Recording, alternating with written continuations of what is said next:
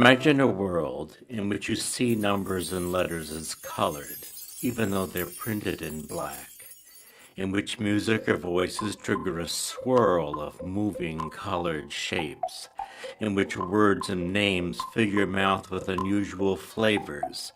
Jail tastes like cold, hard bacon, while Derek tastes like earwax. Welcome to synesthesia, the neurological phenomenon that couples two or more senses in 4% of the population. A synesthete might not only hear my voice, but also see it, taste it, or feel it as a physical touch. Sharing the same root with anesthesia, meaning no sensation, synesthesia means joint sensation. Having one type, such as colored hearing, gives you a 50% chance of having a second, third, or fourth type. 1 in 90 among us experience graphemes, the written elements of language like letters, numerals, and punctuation marks, as saturated with color. Some even have gender or personality. For Gail, 3 is athletic and sporty. 9 is a vain, elitist girl. By contrast, the sound units of language, or phonemes, trigger synesthetic tastes. For James, college tastes like sausage, as does message and similar words with the "age" ending.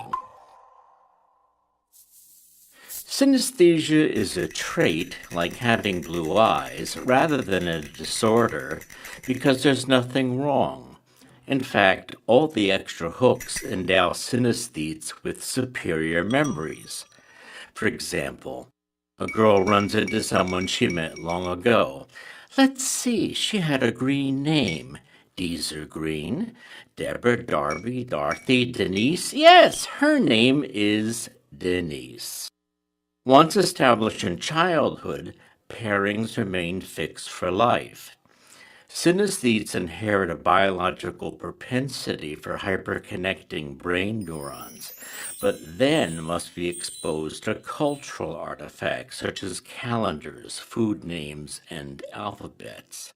The amazing thing is that a single nucleotide change in the sequence of one's DNA alters perception. In this way, synesthesia provides a path to understanding subjective differences, how two people can see the same thing differently. Take Sean, who prefers blue-tasting foods such as milk, oranges, and spinach.